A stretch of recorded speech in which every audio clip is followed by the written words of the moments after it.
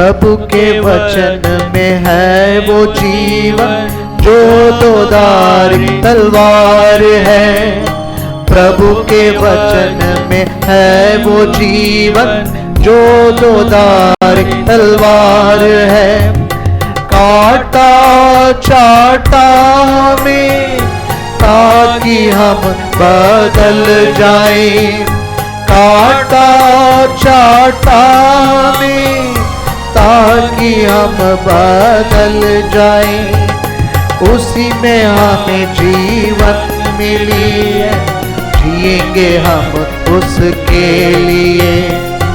उसी में हमें जीवन मिली है, जिएंगे हम उसके लिए। मसीह यीशु हमारा जीवन, वही हमारा सहारा है। मसीह यीशु हमारा जीवन, वही हमारा सहारा है। उसी में हमें जीवन मिली है, जिएंगे हम उसके लिए। उसी में हमें जीवन मिली है, जिएंगे हम उसके लिए। उसके मंडली में है वो जीवन जिसे वो खरीदा खून से। उसके मंडली में है वो जीवन जिसे वो खरीदा खून से। बने रहे सदा उसमें हम, ताकि उसका जीवन बहे। बने रहे सदा उसमें हम, ताकि उसका जीवन बहे। उसी में हमें जीवन मिली है, जिएंगे हम उसके लिए। उसी में हमें जीवन मिली है, जिएंगे हम उसके लिए। मसीह यीशु हमारा जीवन, वही हमारा सहारा है। मसीह यीशु हमारा जीवन, वही हमारा सहारा है। उसी में हमें जीवन मिली है, जिएंगे हम उसके लिए।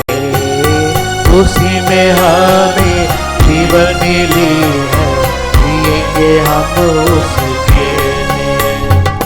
पुनरुत्थान शक्ति है वो जीवन, तैयार करती है हमें।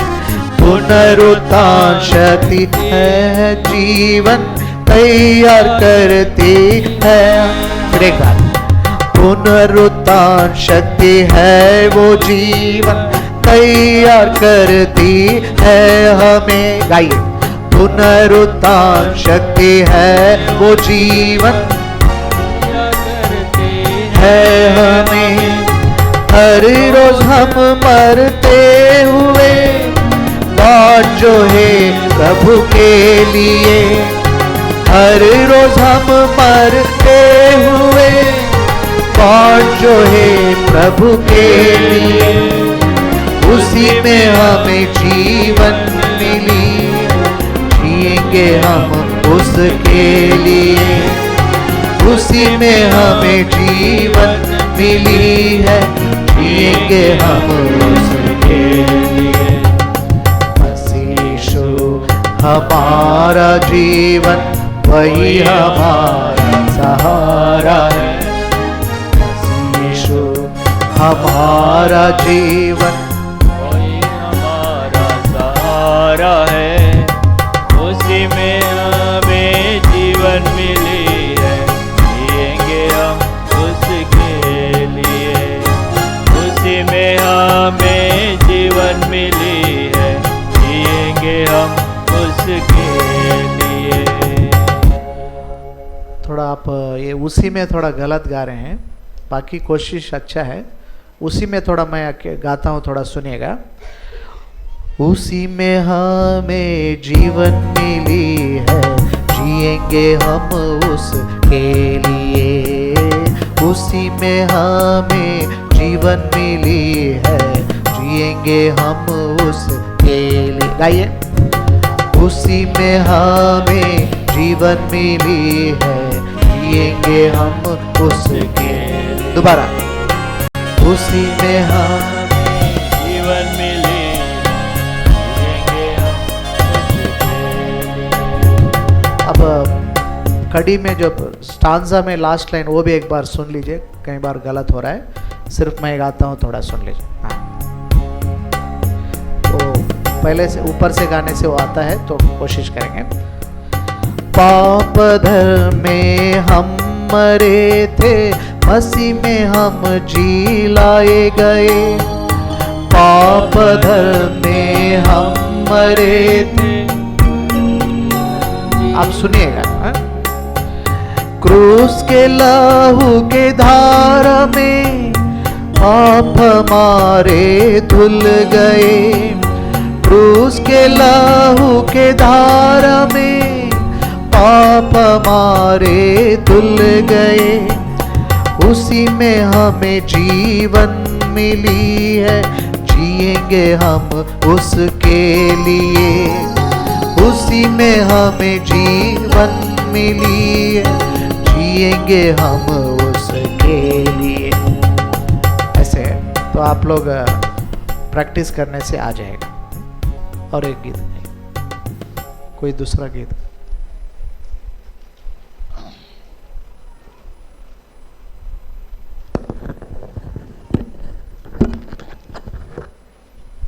गीत संख्या 16, सॉन्ग नंबर 16 इसको बढ़ाओ।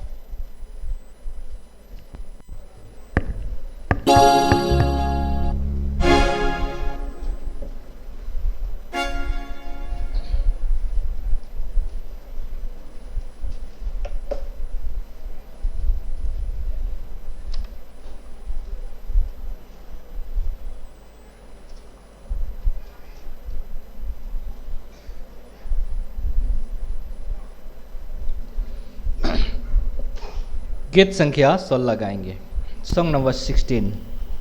बीते दिनों में साए में तेरी छिपाए रखा प्रभु से।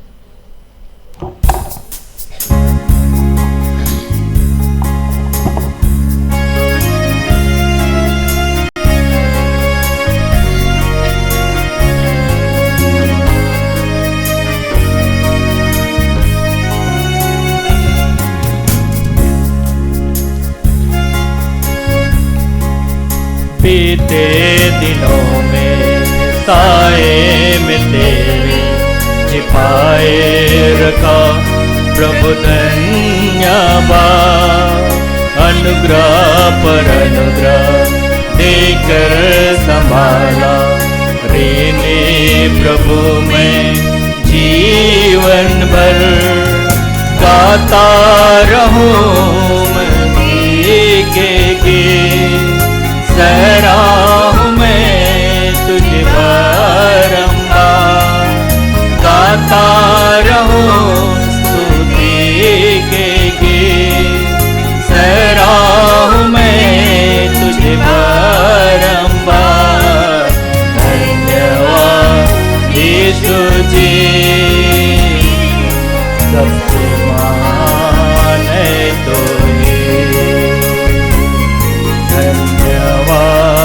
यीशु जी, सबसे महान है तू ही। बीते दिनों में साए में तेरे छिपाए रखा प्रभु धन्यवाद।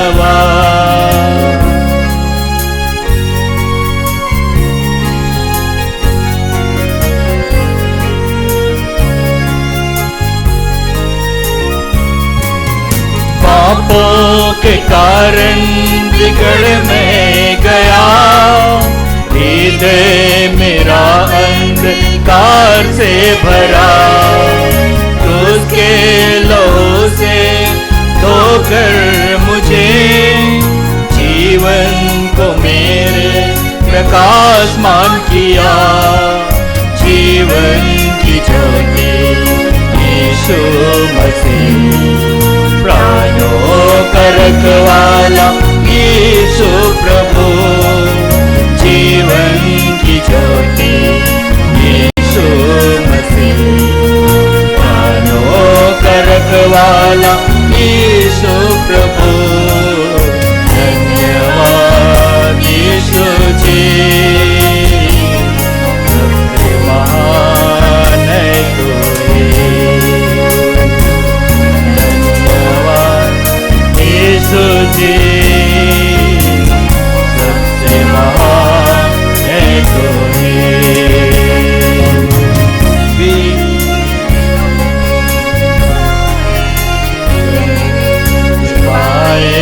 रखा प्रभु धन्यवाद,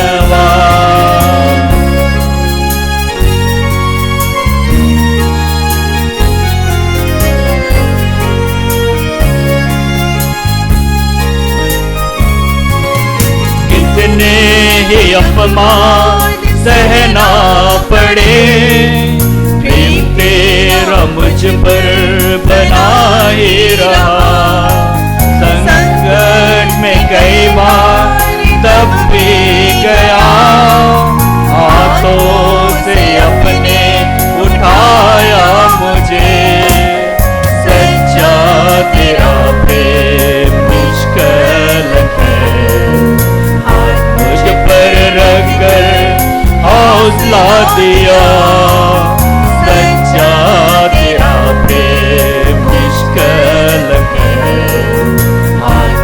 पर रखकर हौसला दिया, धन्यवाद यीशु जी, सबसे महान है कोई, धन्यवाद यीशु जी,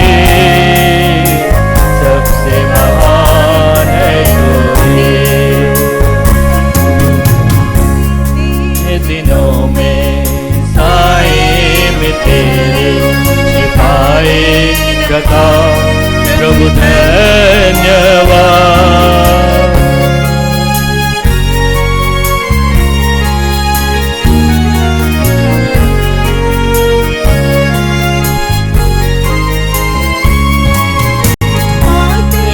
जब कांटों सा चुभने लगा, तेरे वचनों ने मुझे शांति दिया, निंदाओं में जब मैं डूब सा गया, हाथों से छूकर सांत्वन दिया, तेरा वचन है जीवन का तोहफा, स्तुति तेरी मैं करूं सर्वदा, तेरा वचन है जीवन का तोहफा, स्तुति तेरी मैं करूं सर्वदा, धन्यवाद यीशु जी, सबसे महान है कोई,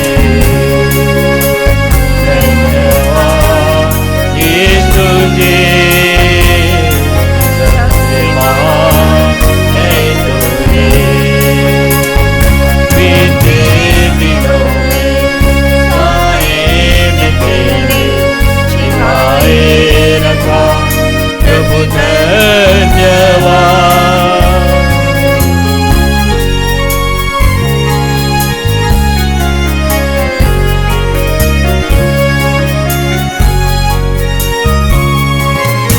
आऊंगा फिर से कहा तो प्रभु, आने की तेरी मैं बाट जोहूंगा, आऊंगा फिर करता रहूं, जीवन जीवन का यही रहस्य, आए जब मैं तुझे देखूंगा, तेरे में चला जाऊंगा,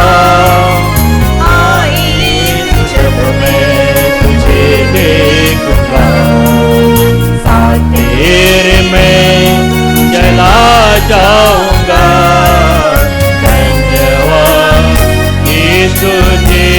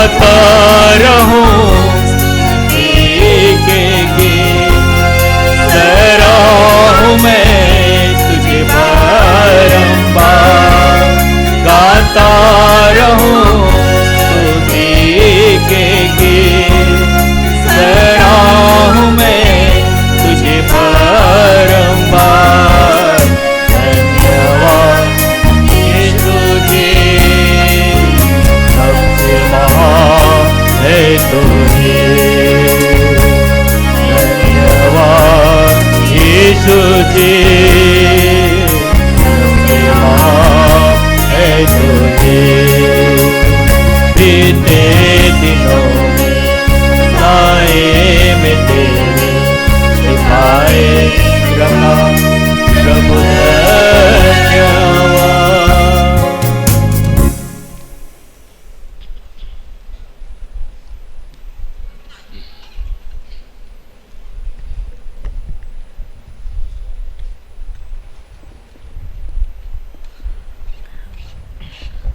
आइए प्रियो, फिर एक बार हम मुख्य विषय वचन पर पढ़ेंगे। जो आधार वचन है कोलोसियों की पत्री उसका 3 अध्याय। हम 4 पद को मिलकर एक साथ में पढ़ेंगे। कोलोसियन चैप्टर 3 वर्स 4 सब लोग मिलकर पढ़ेंगे। When Christ who is our life shall appear, then shall he also appear with him in glory. उसके साथ महिमा सहित प्रकट यूहन्ना रचित सुसमाचार 4 अध्याय 25 और 26 पद को भी मिलकर पढ़ेंगे। क्षमा माफ कीजिए, 25 और 26 पद, हाँ 25 और 26। यूहन्ना रचित सुसमाचार 4 अध्याय 25 और 26 पद को भी मिलकर हम एक साथ में पढ़ेंगे। John gospel chapter 4 reading all together verse 25 and 26। The woman saith unto him, I know that Messiah cometh, which is called Christ. When he is come, he will tell us all things. Jesus saith unto her, I am that speak unto thee, am he. उससे कहा, मैं जो तुझसे बोल रहा है वही हूँ। प्रभु के सहायता के लिए छोटी सी प्रार्थना करेंगे। प्रेम ईश्वर के पिता, प्रभु यीशु मसीह के पवित्र नाम को लेकर आपके सन्मुख आते हैं। पहले सत्र में आपने हमारी सहायता की, दूसरे सत्र के लिए भी आपकी ओर ताकते हैं। पिताजी, आप ही जीवन के जीवित परमेश्वर है, जीवन की बातें आपके पास है। आपको छोड़कर हम कहाँ जा सकते हैं पिताजी। मनुष्य दुर्बल कमज़ोर, हमारे पास आपके लोगों को देखने के लिए पिता जब तक आप नहीं देंगे हमें कुछ नहीं मिलेगा। तो इसलिए पिताजी फिर एक बार आपकी ओर ताकते हैं। पिताजी, आप ही अपने स्वर्गीय सिंहासन से अपना स्वर्गीय दर्शन संदेश आप देकर हमें तृप्त कीजिए। मुझे को फिर एक बार क्रूस पर छिपाइए, अपने आत्मा से भरी अभिषेक कीजिए। पिताजी, आप हर एक के ज़रूरतों को जानते हैं, हर एक से बोलिए, बातचीत कीजिए। हमारा समय अनंत काल की आशीष में बनाइए। विश्वास के साथ फिर एक बार मैं अपने आत्मा प्राण देह को मसीह यीशु के पवित्र लहू के तले लाते हुए प्रार्थना स्तुति धन्यवाद के साथ प्रभु यीशु मसीह के नाम से मांगते हैं, आमीन।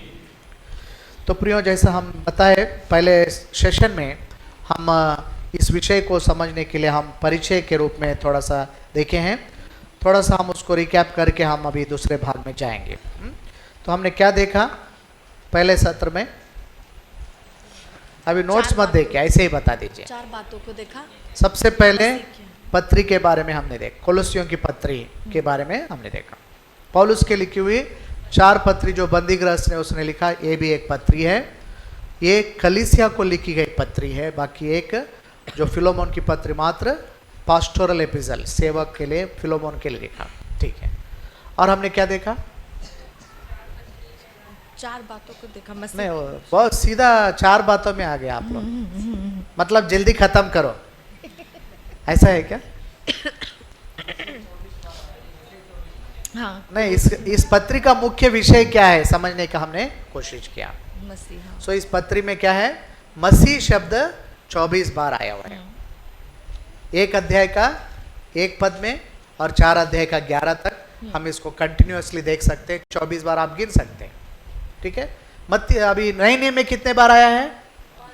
514 बार। ये भी आप गिन सकते हैं, 514 बार आया है। थोड़ा हिंदी में इधर उधर होगा, हम नहीं जानते, लेकिन इंग्लिश में जो बाइबल मैं पढ़ता हूँ 514 टाइम्स। ठीक है। तो इसका मतलब क्या है? कोलोसी पत्री का विषय मसीह है, नया नियम का विषय मसीह है, पूरा बाइबल का विषय मसीह है। इसलिए जब भी आप कौन से भी भाग पढ़ेंगे, कोशिश कीजिए वहां पर आप मसीह की खोज कीजिए। जो उसका खोजी है प्रभु को मिलता है, कोई भी वचन पद कौन सा भी गिना। यह हमने देखा। खास करके हमने कोलोसी पत्री में प्रभु यीशु मसीह के चरित्र गुण को, या गुण बोल सकते हैं, या चरित्र, उसके गुण को हमने 4 बातों में देखने का कोशिश किया। सबसे पहले मसीह यीशु कौन है? हाँ, रेफरेंस बताएंगे कोई? कुलुस्सी 1:27। बिना नोट्स देके नहीं बता सकते, है ना? बताइए, नोट्स देख के बताइए। नोट्स देख के भी नहीं बता रहे भाई लोग। कोलोसी 1 का वेरी गुड 27। दूसरा हमने क्या देखा? मसीह हमारी परिपूर्णता है। हाँ, वो तो आसान रेफरेंस है, सब जानते क्या है? कोलोसी 2 का 10। तीसरा और भी आसान है, कोलोसी 3 का 4, मसीह हमारा जीवन। आखिरी 4 का 11, मसीह हमारा सब कुछ है। हम क्या थे, मसीह यीशु कैसे लोगों के लिए सब बन गए, हमने देखा। और आखिरी में हमने कोशिश किया ये मसीह शब्द का मीनिंग क्या है ना? क्राइस्ट मीनिंग क्या है? क्या है? अभिषिक्त, है ना? अभिषिक्त के लिए हमने कैसे मत्ती में प्रभु यीशु मसीह ने खुद फरीसियों से पूछा था 22 अध्याय में। वो लोग क्या बोले? दाऊद का पुत्र। लेकिन यशायाह ने क्या बोला? वो कौन है? परमेश्वर का अभिषिक्त है जो लोगों को सुसमाचार प्रचार करे। दानियल ने तो और क्या बताया? वो कौन है? पवित्र अभिषिक्त, पवित्र अभिषिक्त है। उसके बाद में प्रधान है, अभिषिक्त का प्रधान है। वो प्रधान अभिषिक्त हमारे लिए क्या हो गया?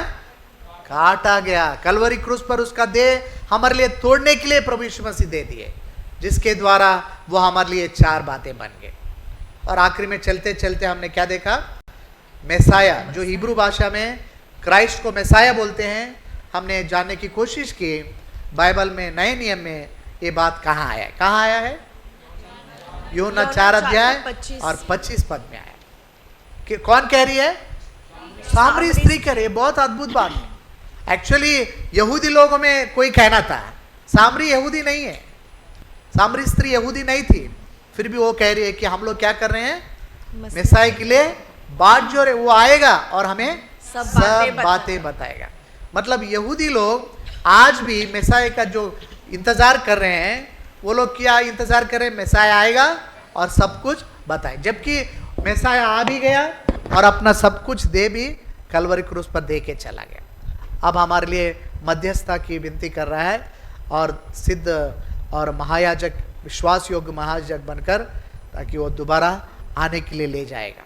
तो प्रियो, हमने ये बातों को देखा। अभी हम उस पद को फिर एक बार पढ़ेंगे, 4 अध्याय का 26 पद। प्रभु यीशु मसीह खुद कह रहे हैं, मैं वो मेसाया हूँ। ये बहुत इंपॉर्टेंट स्टेटमेंट है, सब लोग मिलकर पढ़ेंगे। यीशु ने, Jesus said unto her, I that speak unto the am here. कितना अद्भुत है, पावरफुल स्टेटमेंट। अभी तक जो हमारा ये विषय है ना प्रियो, इसमें आप और जितना आनंद के साथ इसको मनन करेंगे उतना आपको आनंद मिलेगा। पहली बार मसीह यीशु कह रहे हैं कि मैं ही वो मेसाया हूं। तो इस संदर्भ, एक्चुअली समय नहीं है, नहीं तो एक्चुअली हम यूहन्ना रचित सुसमाचार 4 अध्याय का 1 से लेकर 39 तक पढ़ना चाहिए। आप नोट कर लीजिए, बाद में पढ़ लीजिए। 1 अध्याय से 39 तक पढ़ने से बहुत अच्छा रहेगा। लेकिन हम जहां पर जरूरत है तब तब पढ़ते जाएंगे। तो यहां पर मसीह यीशु बता रहे हैं कि मैं ही मेसाया हूं, मैं ही क्राइस्ट हूं, आई एम द क्राइस्ट, मैं ही मेसाया हूं। तो क्यों आए मसीह यीशु? सब कुछ बताने के लिए आया।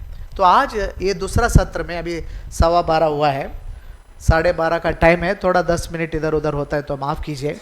कोशिश करेंगे प्रभु यीशु मसीह एक सामरी स्त्री से मिलके उसका सब कुछ बताया। आज भी आपसे मिलके आपका सब कुछ बताना चाहता है। प्रभु यीशु मसीह के पास जो कुछ भी आएंगे, जो कोई भी आएंगे, उनको सब कुछ बताना चाहता है। प्रभु यीशु मसीह को दिए गए कई नामों में एक नाम वो क्या है? वो भविष्यवक्ता है। प्रभु यीशु मसीह कौन है? He is a profit of God. बोलिए, बोलने के लिए आप कुछ सोच रहे क्या? अरे प्रभु यीशु मसीह भविष्यवक्ता, आप यशायाह में पढ़े ना 61 का 1 पद में, वहां पर आप देख सकते हैं। पढ़िए, डाउट है तो एक बार पढ़ लेंगे। यशायाह 61 का 1 पद सब लोग मिलकर पढ़ेंगे। हमको डाउट नहीं होना चाहिए किसी भी प्रकार का। ओके, हाँ, सब लोग मिलकर पढ़ेंगे। The Spirit of the Lord God is upon me, because the Lord hath anointed me to preach good tidings unto the meek. He has sent me to bind up the brokenhearted, to proclaim liberty to the captives, and the opening of the prison to them that are bound. Okay? तो यहाँ पर हम इस पद को पढ़ने से हमको लगता है प्रभु यीशु मसीह इस दुनिया में क्यों आए, पहले से हमको बताया गया। वो कौन है? वो प्रॉफिट ऑफ गॉड है, परमेश्वर का भविष्यवक्ता के रूप में। प्रभु यीशु मसीह को दिए कई सेवकाओं में एक प्रोफेटिक सेवा भी है। वो क्या करता है? क्या करता है? हमारा जीवन के बारे में हमें सब कुछ बताता है। आज भी कई लोग प्रोफेट करके लिख लेते हैं ना, आजकल बड़ा ट्रेंडिंग है ये। क्या है? प्रोफेट सो एंड सो, उनके नाम के सामने प्रोफेट करके लगा है। वो लोग क्या बता रहे हैं? हाँ, क्या बोल रहे हैं? चंगाई, ठीक है, चंगाई। और बताइए, बहुत इंपॉर्टेंट है ये। गलत, क्योंकि मैं ये कोलोसी पत्री का उद्देश्य, पौलुस का लिखने का उद्देश्य ये था कि लोगों को मसीह के बारे में पूरा ज्ञान हो। कई लोग झूठे भविष्यवक्ताओं के प्रभाव में आ गए थे, झूठे शिक्षाओं में आ गए थे। आजकल भी बाहर के लोग छोड़ दीजिए, हमारे अपने हेब्रोन विश्वासी जो कहलाते हैं, वे भी वो भविष्य सो कॉल्ड प्रॉफिट वो फलाना करके उनका मैसेजेस सुनना और यूट्यूब में उनका फॉलो करना, वो सब करे। गलत बात है प्रियो। वो लोग जो भविष्यवक्ता अपने आप को बोल रहे हैं, वो क्या बता रहे हैं जी? नहीं नहीं नहीं, अभी आपको ये बात नहीं मिला। क्या है? वे लोग आपके जीवन में क्या होगा बताएंगे। आपको शादी होगा, नौकरी मिलेगा, पढ़ाई में मकान घर द्वार सब होगा, वो क्या होगा, कल क्या होगा बता रहे हो। लेकिन प्रभु यीशु मसीह आपके जीवन में क्या है वो सब कुछ बताएगा। भविष्यवक्ता मतलब गलत मत सोचे कल प्रभु यीशु मसीह क्या करें, वो भविष्यवाणी करने वाला भविष्यवक्ता नहीं है। भविष्यवक्ता वो है जो प्रभु के वचन को लेकर आकर आपका जीवन का हालत को दिखाता है। पुराने नियम में भविष्यवक्ता लोग जो यशायाह, यिर्मयाह लोग, यहां तक जकरिया तक, मलाकी तक, उन्होंने प्रभु का वचन को लेके प्रभु के लोगों का हालत को दिखाया है। प्रभु यीशु मसीह मैसाया हमारा जीवन का हालत को सब कुछ बताने के लिए आया। सिर्फ मसीह करके हम पढ़ के जाने से नहीं होगा प्रियो, ये बहुत गंभीर विषय है। आपको शायद आपका ध्यान जीवन के ऊपर होगा, मेरा ध्यान मसीह के ऊपर है। मसीह और मेरा ज्यादा ध्यान हमारा उसमें ज्यादा है। जरूर हम जीवन को भी मनन करेंगे। प्यारे भाई और बहन, यहां पर बैठे हुए चाहे आप पुराने विश्वासी हो, नए विश्वासी हो, झूठी और गलत भविष्यवक्ता जो कहलाते हैं और अपने आप को बोल रहे हैं, ऐसे उनके जाल में मत फंसिए। मैं प्रोफेसी करता हूं, ऐसा शब्द यूज कर रहे हैं। क्या आपको पता है what is the spirit of prophecy, profit? Bible में लिखा हुआ है, देखिए प्रकाशित वाक्य उसका 19 अध्याय, प्रकाशित वाक्य उसका 19 अध्याय में स्पिरिट ऑफ प्रॉफिट करके बारे में लिखा हुआ है, स्पिरिट ऑफ प्रोफेसी। पढ़ेंगे प्रियो 10 पद, प्रकाशित वाक्य 19 अध्याय 10 पद, सब लोग मिलकर पढ़ेंगे। And I fell at his feet to worship him and he said unto him, see thou do it not, I am thy fellow servant and of thy brethren that of the testimony of Jesus, worship God, for the testimony of Jesus is the spirit of prophecy। प्रभु यीशु मसीह का गवाही, थोड़ा हिंदी में वो line पढ़ दीजिए। हाँ, यीशु की गवाही क्या है? भविष्यवाणी की आत्मा है। ये बाइबल बताती है। और ये लोग क्या बता रहे? आप सही बोले बेटा, क्या बोल रहे हो लोग? अपना परिचय दे रहे, मैं फलाना ठिकाना हो। ये गिफ्ट ऑफ प्रोफेसी नहीं है। गिफ्ट ऑफ प्रोफेसी मतलब भविष्यवाणी का आत्मा, वो प्रभु यीशु मसीह का गवाही देता है। कोई भी अपना बड़ाई नहीं करेगा, मैं ये कर सकता हूं, मैं वो कर सकता हूं, तुम्हारे जीवन में वो होगा, मैं भविष्यवाणी किया था वो हो गया। ये सब गलत शिक्षा है। इसमें से थोड़ा आप बाहर आइए। दुख की बात, कई सेवक लोग भी इसको फॉलो करते हैं, उनका चैनल्स को सब्सक्राइब किए हैं। मैं खुद देखा हूं, कोई सुन के नहीं बता रहा हूं। उन सब से हमको अलग होना चाहिए। कल मैं किसी भाई को बता रहा था, ध्यान से सुनिए। इजराइल प्रजा लोग जंगल में ढेर होने के लिए एक प्रमुख कारण है मिली जुली भीड़। क्या है?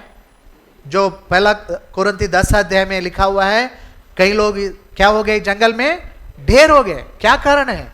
मिली जुली भीड़। आप कल्पना कीजिए, ये लोग जब मूसा परमेश्वर से मिलने के लिए गया, ये लोग क्या बनाए? क्या बनाए?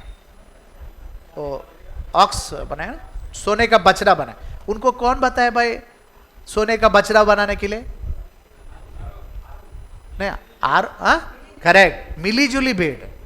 मिश्रित लोग जो मिस्र से उनके साथ आए थे, उन्होंने ये सलाह दिया होगा। ये आइडिया देने वाले बहुत रहते हैं आज भी हमारे मंडलियों में भी। वो आइडिया प्रभु की ओर से है, वचन के आधार पर है, नहीं सोचते। किसी ने कहा यदि अपने भेंटों को आप आरोन को देंगे तो सोना का बछड़ा मिलेगा, यदि आप अपने भेंटों को मूसा को देगा तो शेकीना महिमा दिखाएगा। मुझे बहुत अच्छा लगा ये बात। इन्फ्लुएंस, लोगों के प्रभाव में आएंगे तो गलत शिक्षा, ये लोग प्रियो बच के रहना है।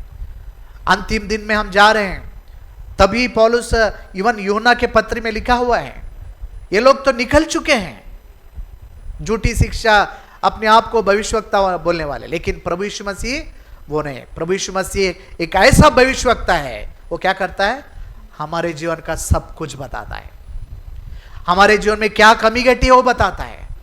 सामरी स्त्री को ये बहुत कमी थी उसके जीवन में, अब तक ऐसा कोई व्यक्ति नहीं मिला था जो उसके पास आकर उसका सब कुछ बता सके। शायद वो भी कई बार गई होगी, लेकिन उसको कहीं उत्तर नहीं मिला। तो जब हम वापस आएंगे हमारे विषय में, यूहन्ना रचित सुसमाचार 4 अध्याय, बहुत संक्षिप्त में हम इसको थोड़ा सा ध्यान मनन करेंगे। थोड़ा सा आप धीरज रखें। यहाँ पर प्रभु वो सामरी स्त्री 25 पद में कहती है, हम तो मैसाया आने की बात जो रहे हैं वो आएंगे और आने के बाद हमको सब कुछ बताएगा। तो प्रभु यीशु मसीह कहते हैं, मैं हूं, मैं मैसाया हूं। इसका मतलब मैं तुम्हारे पास इसलिए आया हूं ताकि तुम्हारा सब कुछ मैं बता सकूं। तो प्रियो, ये दोपहर के समय में प्रभु यीशु मसीह उसके जीवन में जो कार्य किया सब कुछ बताने के द्वारा संक्षिप्त में थोड़ा देखेंगे। सबसे पहले प्रभु हमारे जीवन में सब कुछ बताने के लिए, इस सामरी स्त्री के जीवन में सब कुछ बताने के लिए सबसे पहले प्रभु यीशु मसीह ने क्या किया। 4 पद पढ़िए, यूहन्ना रचित सुसमाचार 4 पद, 4 अध्याय का 4 पद। थोड़ा जल्दी जाएंगे, जल्दी जल्दी खोले, हाँ जोर से पढ़िए। हाँ नहीं बस उतना फिर से पढ़िए। यहां पर थोड़ा बहुत जोर की एक बात लिखा हुआ है, अवश्य था। प्रभु यीशु मसीह वो मैसाया है, वो इसलिए आया था कि लोगों का सब कुछ हालत वो बता सके, उनके जीवन को बदल सके। लेकिन यहां पर सामरी स्त्री के संदर्भ में वहां लिखा है, वो प्रभु यीशु मसीह क्या कह रहे हैं, मुझे जाना अवश्य, he must needs go through Samaria. प्रियो, सामरी स्त्री प्रभु के पास नहीं आ सकती थी, वो चाह कर भी नहीं आ सकते थे। क्यों? अरे वो दोपहर को जाती थी कुआं के पास, सुबह जाती तो बहुत से लोग मिल जाते, संध्या के समय में जाते तो बहुत से मिल जाते। उसको किसी को अपना चेहरा दिखाना पसंद नहीं था, कोई उसके साथ बैठता नहीं था, कोई उससे बातचीत नहीं करता था। उस गांव के लोग सब उससे नफरत करते थे। ऐसे स्त्री से प्रभु क्या बोल रहे हैं, मैं उसको मिलना जरूरी है। सामरी को वो मार्ग से जानना अवश्य है। मतलब क्या अवश्य है प्रभु को? सामरी स्त्री से मिलना मेरे लिए बहुत ही अवश्य है। यहां पर बैठे हुए मेरे प्रिय भाई बहन, हो सकता है आप भी उद्धार पाए हो या उद्धार नहीं पाए हो। आपके जीवन के कारण शायद लोग आपको पसंद नहीं करते, आपके अपने परिवार के लोग आपको पसंद नहीं करते, कई बार मंडली में आने के बाद भी लोग आपको पसंद नहीं करेंगे शायद, लेकिन प्रभु आपसे पसंद करता है। लिखा है, तुम मेरे लिए बहुत अनमोल हो, आप प्रभु के लिए अनमोल हो। सामरी स्त्री दुनिया के नजर में बहुत पापी है, पापिनी स्त्री है, लेकिन प्रभु के नजर में वो बहुत अनमोल है। इसलिए प्रभु क्या करें, अवश्य मुझे सामरी जाना पड़ेगा। किसके लिए? सामरी स्त्री से मिलने के लिए। द फर्स्ट अटेम्प्ट यहां पर आप प्रभु का देख रहे हैं।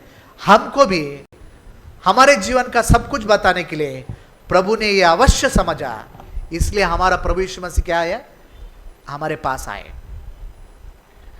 वो अवश्य समझा, ही thought it I must go.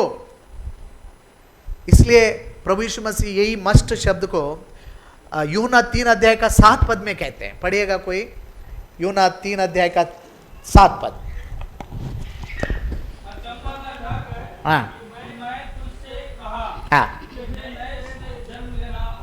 हाँ करेक्ट, हिंदी में भी अवश्य शब्द है ना, क्योंकि वो अवश्य समझा। ये सामरी स्त्री से मिलने के लिए, हमसे मिलने के लिए, तो हमारे लिए अभी क्या अवश्य है? नया जन्म पाना अवश्य है। Must, you must be born again. उद्धार पाना, नया जन्म पाना कोई विकल्प नहीं है। 10 विकल्प दिखाकर कोई सा चाहिए उसको चुन लो, ऐसा प्रभु नहीं बता रहे। एक ही विकल्प है, आपको जीवन, मसीह का जीवन यदि चाहिए तो सबसे पहले आपको क्या पाना पड़ेगा? नया जन्म का अनुभव में आना पड़ेगा। यहां पर बैठे हुए यदि ऐसे कोई हैं अभी तक नया जन्म का अनुभव नहीं है, पापों से मन नहीं फिराए हैं, आपका पाप प्रभु यीशु मसीह के लहू से धुले नहीं है, आज भी मौका है। कल भी मौका था, आज भी मौका है। आप अवश्य इन सभाओं के दौरान अवश्य नया जन्म पाके जाइए। बिना नया जन्म पाए इन पदों में दो बातें हैं, आप स्वर्ग देख नहीं सकते, आप स्वर्ग में प्रवेश नहीं कर सकते। क्या आप स्वर्ग देखना चाहते हैं? क्या आप स्वर्ग में प्रवेश करना चाहते हैं? जरूर आप अवश्य नया जन्म पाइए। नया जन्म कैसे पाया जाता है? कल मैंने बताया, छोटी सी बात, छोटी सी प्रार्थना मन में कर ली, प्रभु यीशु मुझ पापी पर दया कर। एक छोटी सी प्रार्थना आपको नया जन्म के अनुभव में लाएगा। ये पहला विषय। दूसरा, प्रभु यीशु मसीह ने क्या किया देखिए, वहां पर हम देखते हैं, पढ़िएगा 7 पद।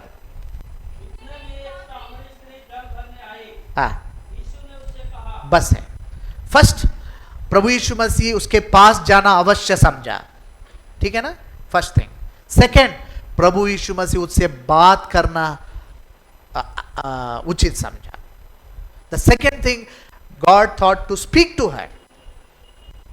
प्रभु यीशु मसीह ने ना सिर्फ हमारे लिए स्वर्ग को छोड़कर इस संसार में आए, लेकिन जब उन्होंने अपना सेवकाई को शुरू किया, क्या लिखा है देखिए, कितना अच्छा बात लिखा हुआ है। मत्ती रचित सुसमाचार 4 अध्याय, मत्ती 4 और 17 पद पढ़िए। हाँ, जल्दी से पढ़िए। उस समय से यीशु प्रचार करना आरंभ किया। देखिए, प्रभु यीशु मसीह अपने सेवकाई में चंगाई नहीं किया शुरुआत में ही, मतलब लोगों को बुला बुला के चंगाई किया। क्या किया? सुसमाचार को प्रचार किया।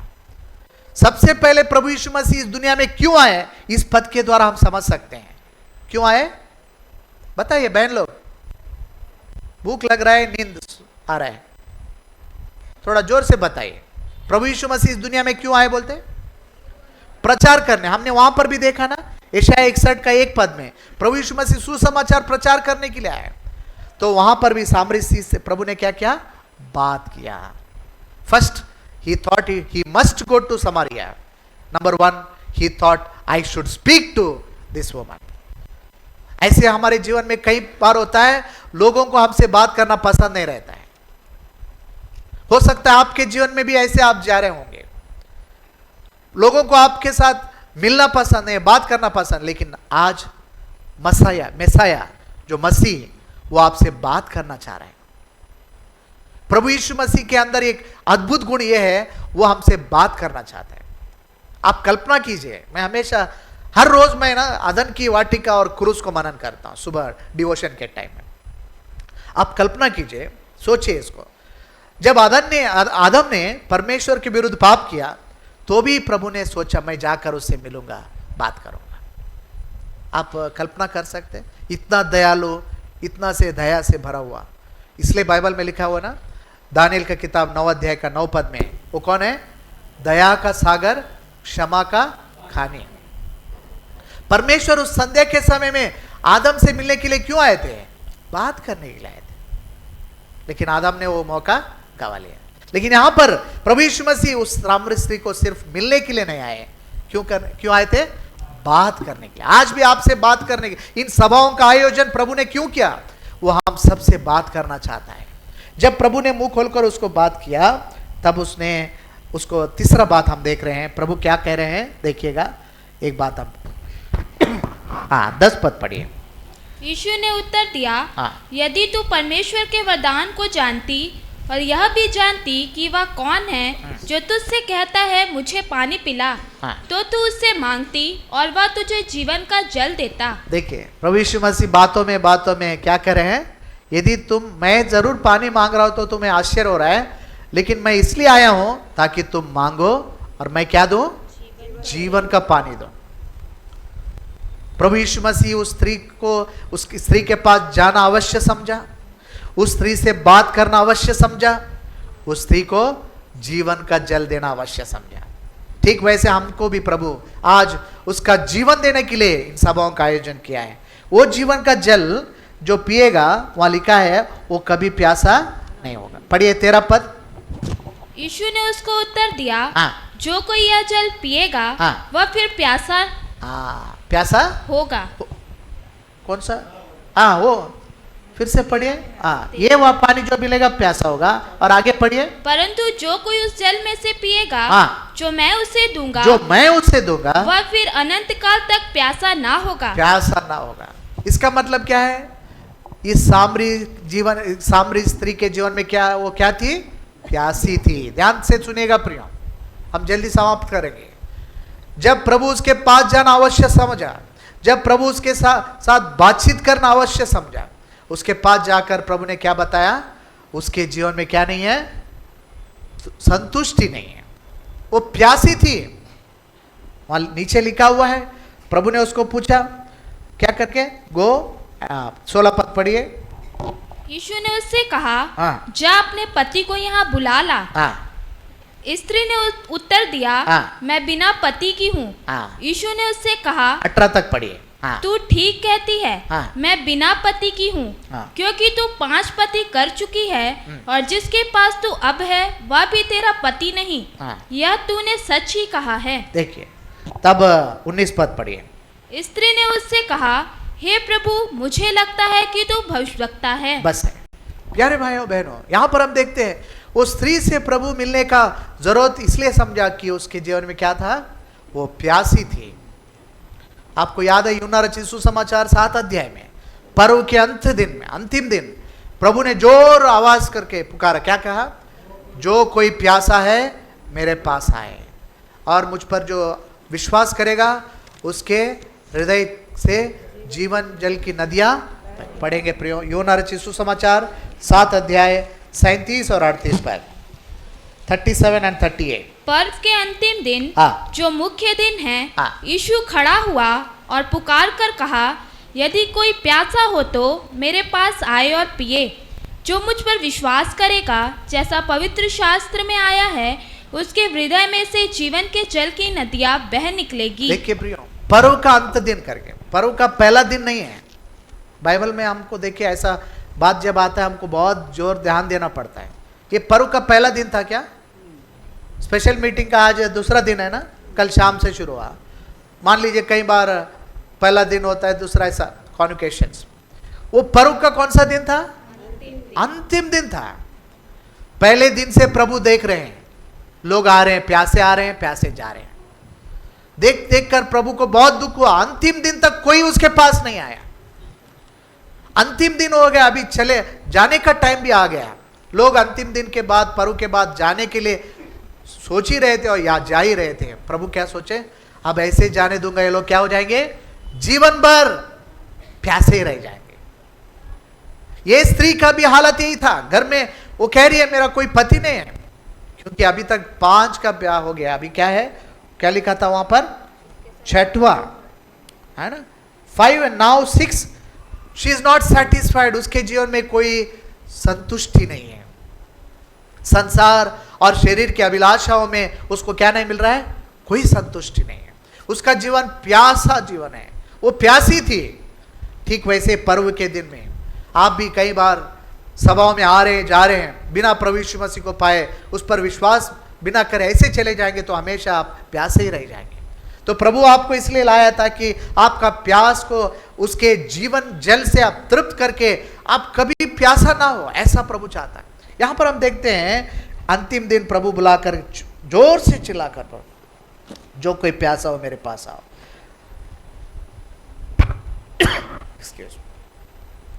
सामरी स्त्री प्रभु के पास नहीं आई। ध्यान दे रहे हैं ना आप?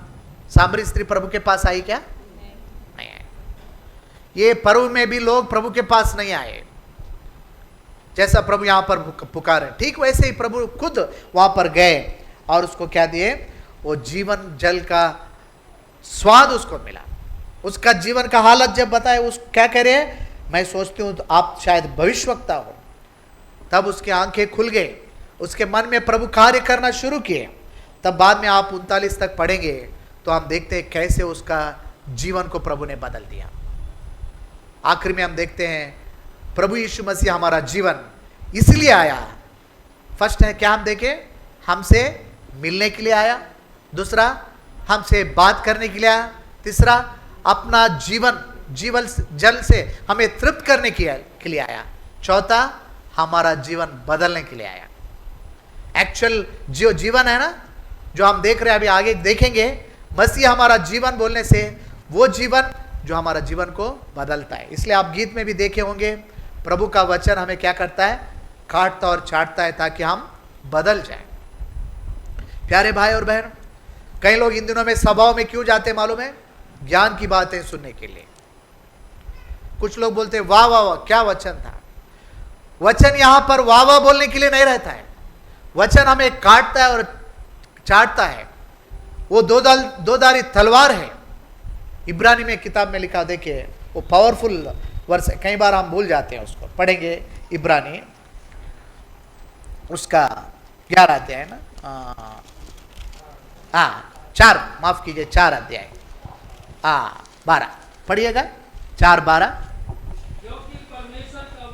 ध्यान से सुने प्रियो, क्योंकि परमेश्वर का वचन जीवित और प्रबल, बहुत चौका, हाँ प्राण, आत्मा को, हाँ अलग करके आर पार छेदता है, और मन की भावनाओं को, विचारों को क्या करता है भाई? जांचता है। प्रभु का वचन क्या करता है? वाह वाह बोलने के लिए नहीं दिया गया प्रभु का वचन। एक भाई हमको फोन किए, भैया एक वक्ता आए थे, आग लगा दिया। बोले क्या लगाया? बोलते मैं बोला फिर पूरा जल गए होंगे, पूरा जबलपुर जल गया क्या भाई करके पूछा मैं। बोले नहीं भैया, आप जल गए क्या? नहीं मैं भी नहीं जला। फिर कैसा आ गए भाई? वो बोलते कुछ वही ज्ञान की बात है, पूरा भीड़ इकट्ठा हो रहा है। यहां पर ज्ञान की बातें नहीं है। हमारा प्रभु यीशु मसीह खुद ज्ञान है, वो खुद ज्ञान है।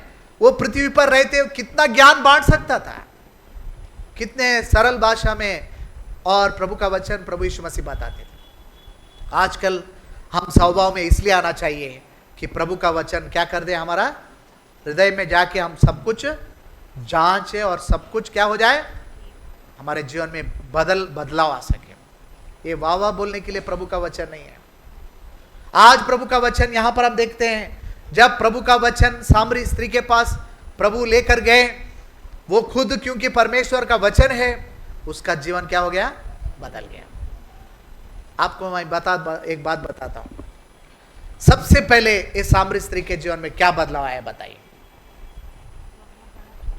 सिर्फ कुछ बातों को देखकर 5 मिनट में समाप्त कर दें, फिर आप सोचने की जरूरत नहीं। बहुत बार इस स्टोरी को सुने हैं ना जी, मैं बिना पति क्यों हूं, तो प्रभु ने बदला क्या है? ठीक है, पति के बिना सब कुछ ठीक है। सामरी स्त्री के अंदर सबसे बड़ा भारी काम प्रभु ने क्या किया? सोच के आप बता सकते हैं। प्रश्न समझ में आए भाई बहन लोग आपको? What is the biggest change this Samaritan woman experienced in her life? Very good. उसका पाप का घड़ा से वो आई थी प्रभु के पास, लेकिन वहां लिखा हुआ है, पढ़ेंगे हम, यूना रचित सुसमाचार उसका 4 अध्याय, यूना रचित सुसमाचार उसका 4 अध्याय। तब स्त्री अपना घड़ा छोड़कर नगर में चली गई। बस है 28। ध्यान से सुने, फिर एक बार पढ़िए बैठ। तब स्त्री अपना घड़ा छोड़कर नगर को चली गई। सामरी स्त्री के अंदर मसीह इस रीति से जीवन हो गए। मसीह जो हमारा जीवन करके हमारा विषय है ना, सामरी स्त्री के लिए प्रभु यीशु मसीह ऐसा जीवन बन गए। वो जब आई, पाप का घड़ा के साथ आई थी, अब कैसे जा रही है? छोड़कर जा रही है, जीवन का पानी पाके जा रही है। और सोचिए थोड़ा सा, करेक्ट है आप। मैं इसको इंग्लिश में अच्छे से बता पाऊंगा। She came with a pot of sin, now she became a vessel unto God. एक पाप का घड़ा बदलकर अभी परमेश्वर का पात्र हो गया। This is the biggest change. हम में से कई लोग हैं, पाप का तो घड़ा छोड़ दिया, लेकिन अभी तक प्रभु के लिए पात्र नहीं बन पाए हैं। फिर कैसा जीवन भाई? क्या प्रभु पक्षपाती है? क्या सामरी के स्त्री के लिए अलग जीवन मिला, हमारे लिए अलग जीवन नहीं? प्रभु यीशु मसीह ने तो कहा मैं जीवन देने आया, बहुतायत का जीवन देना है। सामरी स्त्री को क्या मिला? बहुतायत का जीवन मिला। यूं कहे सामरी स्त्री ने प्रभु से क्या पाई? बहुतायत का जीवन। उसको सिर्फ जीवन से कुछ नहीं है। वो हम लोग, कई लोग स्वर्ग में एक छोटा सा किनारा कोना मिल जाए काफी है भाई, ऐसा सोच रहे हैं। अरे जलते जलते बचने वालों में से हम लोग नहीं होना चाहिए। यदि आप सचमुच प्रभु को ग्रहण किए हैं, इन सभाओं के द्वारा ये लालसा को आपके अंदर आप उत्पन्न कर लीजिए। प्रभु से बोलिए, प्रभु जी मेरे अंदर एक ऐसा लालसा को उत्पन्न कीजिए ताकि मैं आपका बहुतायत का जीवन पा सकूं। एक पापिनी स्त्री घड़ा से आई थी, उसको छोड़ के इसलिए गई क्योंकि वो खुद क्या बन गई? She became a vessel unto God. जैसा पहला तिमोथी में हम देखते हैं, एक आदर का पात्र, परमेश्वर के स्वामी के हाथ में उपयोग होने वाला पात्र। प्यारे भाई और बहनों, क्या आप बने हैं? इस विषय पे कॉन्वोकेशंस हो सकते हैं, इस विषय पे गीत लिख सकते हैं। क्या ये आपका अनुभव है? क्या आप अभी पाप का घड़ा ही नहीं छोड़े हैं?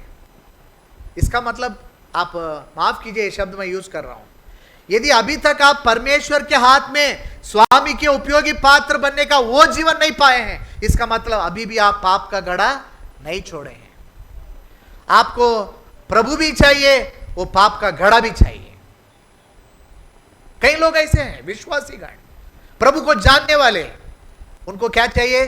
थोड़ा दुनिया भी चाहिए, थोड़ा प्रभु भी चाहिए, थोड़ा सांसारिकता भी चाहिए, थोड़ा ये वाला जीवन भी चाहिए। हम नॉर्मली पूछते हैं हमारे स्थानीय मंडली में, आजकल विश्वासी लोग अपना भक्ति को कहां दिखाते हैं?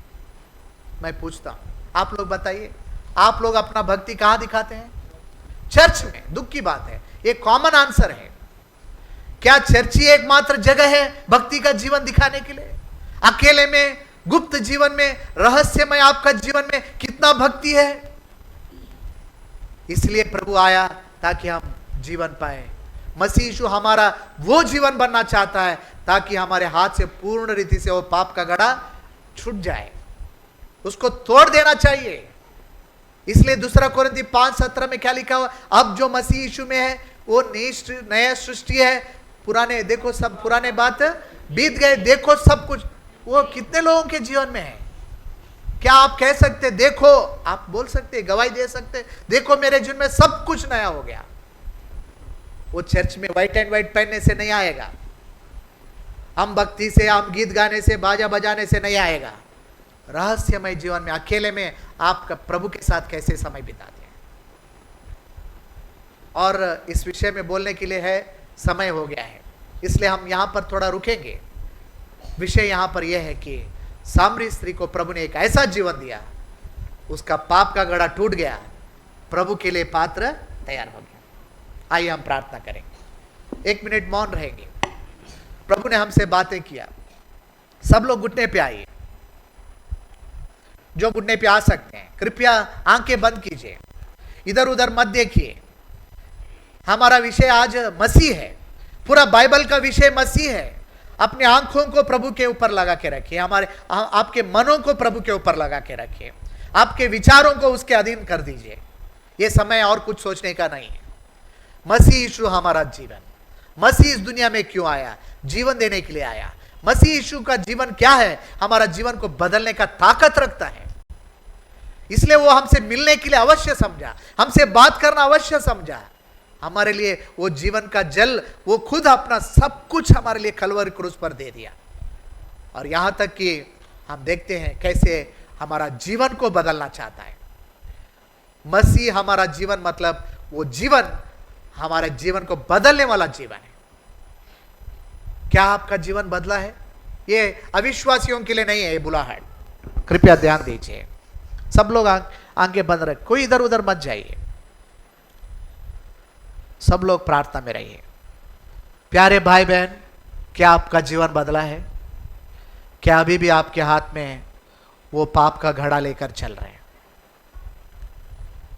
कितना शर्मिंदा की बात होगा हमारे जीवन बदलने के बाद यदि ये स्त्री वो घड़ा को लेके घर जाती, गांव जाती, कितना दुखद वो स्थिति होता।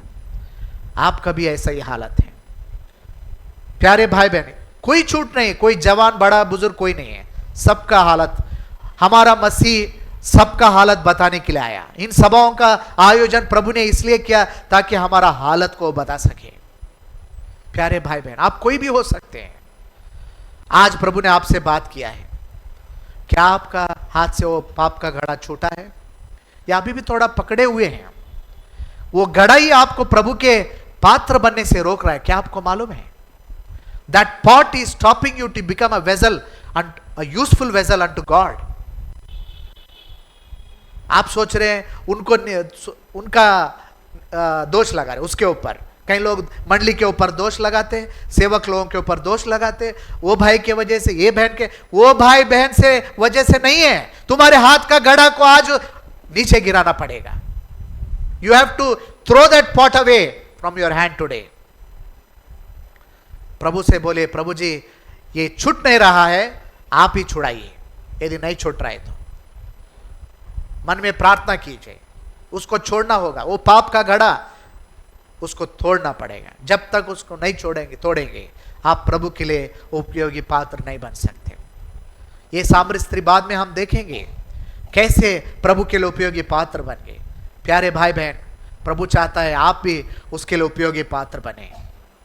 अब तक आपको प्रभु बहुत इस्तेमाल करना चाह रहा था, लेकिन आपके हाथ में वो घड़ा रहने के कारण प्रभु आपको इस्तेमाल नहीं कर पाया। टाटा नगर में आप जहां से भी आए हो, जगह जगह आपको इस्तेमाल करके आपके हृदय से जीवन की जल की नदियां बहे।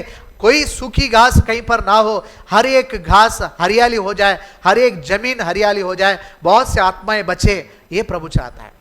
हम रांची से जब आ रहे थे इस तरफ, तो हम भाई से बात करते समय पूछे इस जगह में कोई विश्वासी लोग है, मंडली है। हमको पता चला वो रांची से अपना टाटा नगर आने थे, ये रास्ते में बहुत जगह तो है, लोग दिख रहे हैं, गांव हैं, लेकिन मंडलियां नहीं है।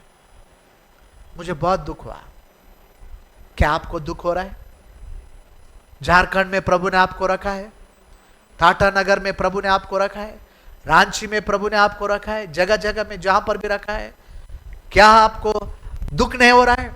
आपका हृदय इस बात को लेकर खेदित नहीं? अरे मैं उद्धार पाके इतने साल हो गया, हेब्रोन विश्वासी कहलाता हूं, सियोन का गीत गाता हूं, सब कुछ आराधना करता हूं, प्रार्थना करता हूं, लेकिन अभी भी मेरा जीवन नहीं बदला है।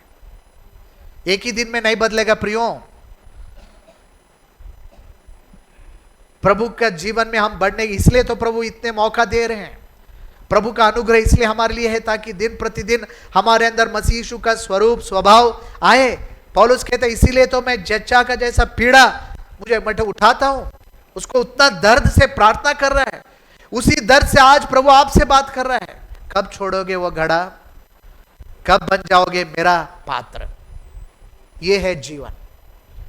मसीह यीशु हमारा जीवन, मतलब ये सिंपल बात याद, बाकी मैसेज भूलेंगे तो कोई प्रॉब्लम है। ये याद रखिए, मसीह हमारा जीवन मतलब हमारा जीवन बदलना चाहिए, घड़ा छूटना चाहिए। हम लोग प्रभु के लिए एक उपयोगी पात्र बनना चाहिए। प्यारे भाई बहन, 1 मिनट में हम खत्म करेंगे। यहां पर कोई है उद्धार पाने के बाद भी पाप का घड़ा हाथ में फिर से पकड़े हैं क्या? बैकस्लाइड हुए हैं क्या? आत्मिक जीवन में गिरे हुए हालत में हैं? प्रभु आपको आज उठाना है, प्रभु आपको उठाना चाहता है। प्रभु खुद आपके हाथ से वो घड़ा को छुड़ाना चाहता है। प्रभु आपको एक अपने हाथ में उपयोगी पात्र बनाना चाहता है। ऐसे कोई विश्वासी भाई बहन जो उद्धार पाकर भी गिरे हुए हालत में है, आज मैं आत्मिक जीवन में पुनः स्थापित होना चाहता हूं, मेरे लिए आप प्रार्थना कीजिए। मैं भी प्रार्थना कर रहा हूं मन में ऐसा करके। यदि आप मन में प्रार्थना कर रहे हैं, आप अपना दाहिना हाथ ऊंचा दिखाइए। ये बुलाहट रेस्टोरेशन के लिए है, पुनः स्थापित होने के लिए, और कुछ के लिए नहीं। कोई है भाई बहन, कॉल फॉर रेस्टोरेशन। प्रभु आपको फिर से पुनः बसाना चाहता है, पुनः स्थापित करना चाहता है। आप वो पाप का घड़ा छोड़कर प्रभु के हाथ में स्वामी के लिए आदर का बर्तन, उपयोगी पात्र प्रभु आपको बनाना चाहता है। चाहे आप बहुत सालों से बैकस्लाइड हुए हो, कुछ दिनों से बैकस्लाइड हो, पहला वाला प्रेम नहीं रहा प्रभु के लिए, प्रभु के वचन के लिए, प्रार्थना के लिए, आराधना के लिए, भक्ति का जीवन, आप प्रभु के पास आ सकते हैं। छोटी सी प्रार्थना कीजिए। उड़ाव पुत्र ने सिर्फ सोचा था मैं वापस जाऊंगा, पिता से मिलूंगा, मैं अपने हालत को मान लूंगा। अब मुझे बेटा बनकर नहीं रहना है, मैं उसके घर में एक नौकर बनकर रहूंगा। बेटा आने से पहले पिता दौड़ के गया, गले लगा, उसको चुमा, सब कुछ लौटाया। हमारा पिता ऐसा प्रेमी पिता है। आप मत सोचिए, आप बोलेंगे उसको मैं तुम्हारे घर में नौकर बन के रहूंगा, प्रभु नौकर बना के नहीं रखेगा। वो आप बेटा हो, बेटा ही रहेगा, बेटा का ही स्थान देगा। लेकिन लौट के तो आइए प्यारे भाई बहन, आप लौट के आइए। प्रभु इन सभाओं का आयोजन किया ताकि आप लौट के आए, प्रभु के हाथ में आप एक पात्र बन जाए।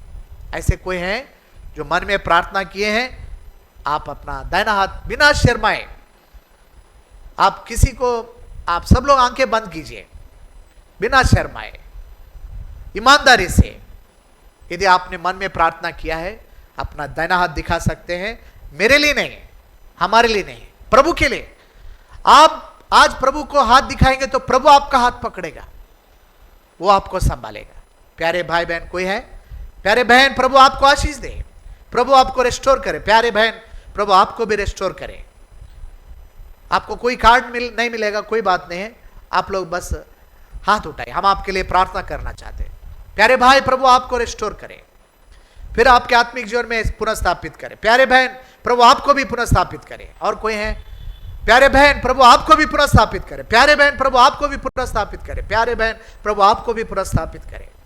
आपके भी हाथ से आज वो पाप का घड़ा छूट जाएगा, आप भी प्रभु के हाथ में एक उपयोगी पात्र बनाएंगे। प्यारे भाई, प्रभु आपको आशीष दे। प्रभु, प्यारे भाई, प्रभु आपको भी आशीष दे। आखिर में जो हाथ उठाए नीचे कर सकते हैं, आखिरी में पुला है। कोई और भी बचे हैं, अपना हृदय को कठोर कर रहे हैं। इन सभाओं में बिना आत्मिक जीवन में पुनः स्थापित हुए बिना मत जाइए, ऐसा अवसर बार बार नहीं मिलेगा। प्रभु ने आपको इन सभाओं में इसलिए लाया था कि आपका आत्मिक जीवन फिर से पुनः स्थापित हो जाए, प्रभु के साथ आपका संबंध फिर से ठीक हो जाए। आखिरी बार कोई है? नीचे ऊपर कहीं पर भी आप हो सकते हैं। प्यारे बहन, प्रभु आपको भी आशीष दे। प्रभु आपकी भी प्रार्थना सुनकर आपके आत्मिक जीवन को पुनः स्थापित करें। प्रभु इस वचन को आशीषित करें। प्रार्थना करें।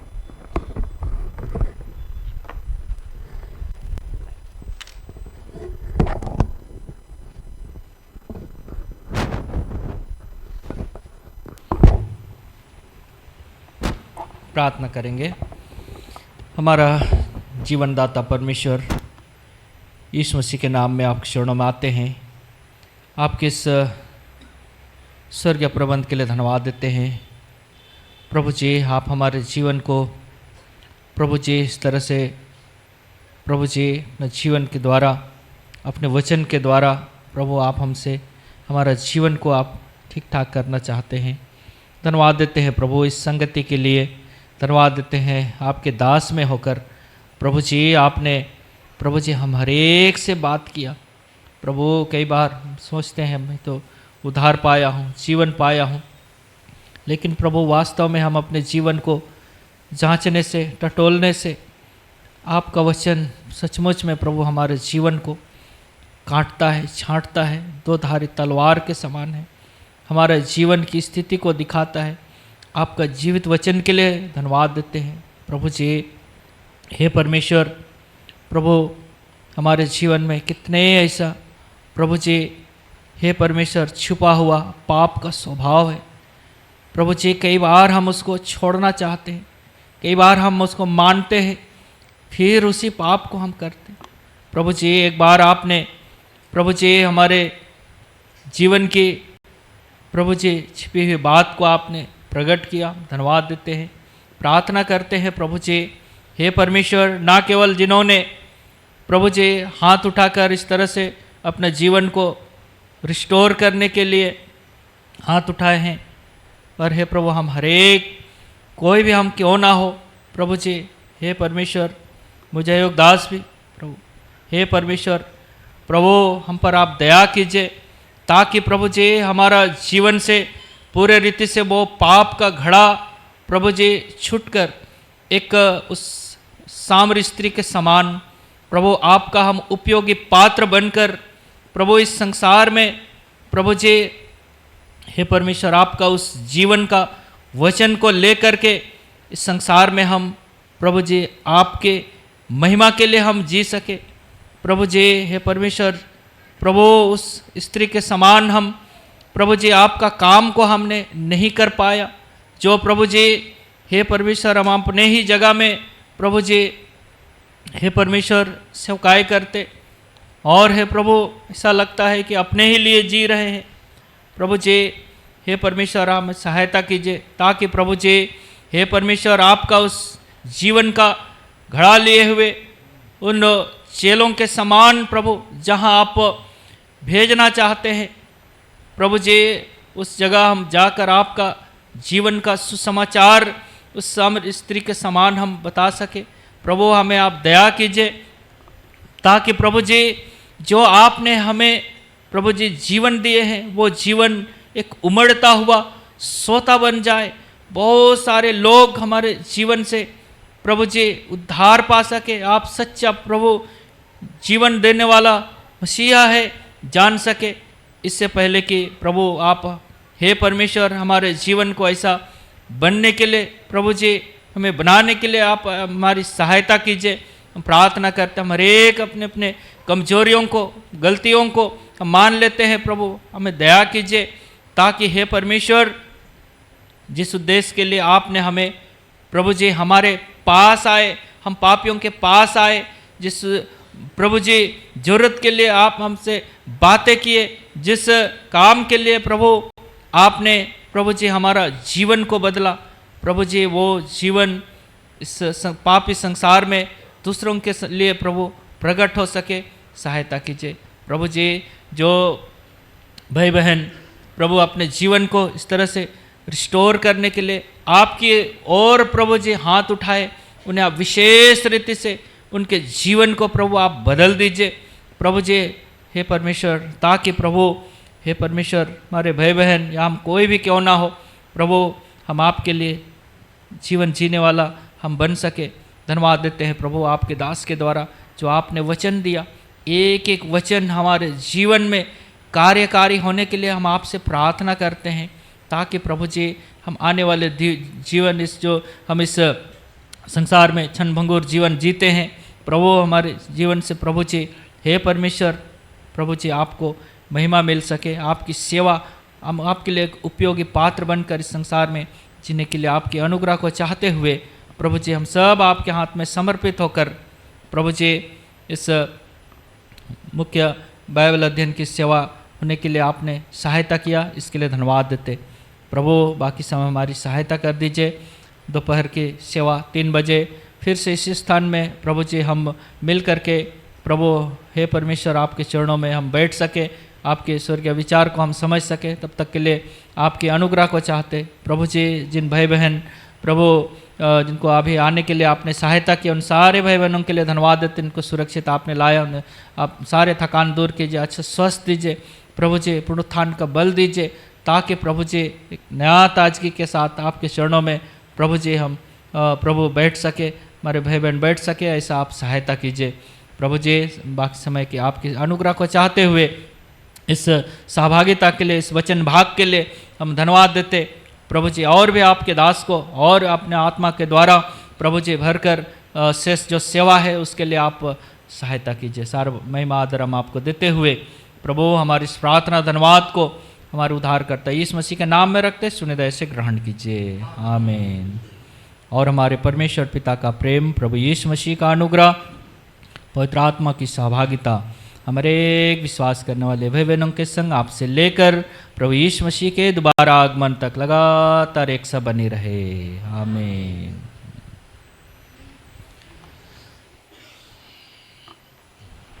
सबको जय मसीह के।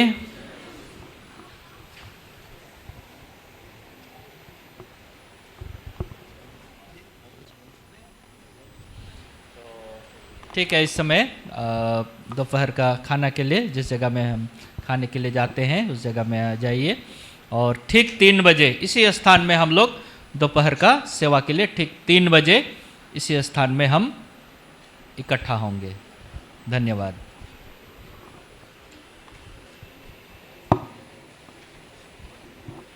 जो भाई बहन अभी अभी आए हैं, नीचे में रजिस्ट्रेशन हो रहा है, आप रजिस्ट्रेशन करा लीजिए। उसके बाद खाने के बाद भाई लोग या बहन लोग हैं तो बहन लोग आपको अगुवाई करेंगे आपका रात्रि विश्राम के लिए, किधर आपको जगह रहना होगा, आपको हमारे भाई बहन आपको अगुवाई करेंगे।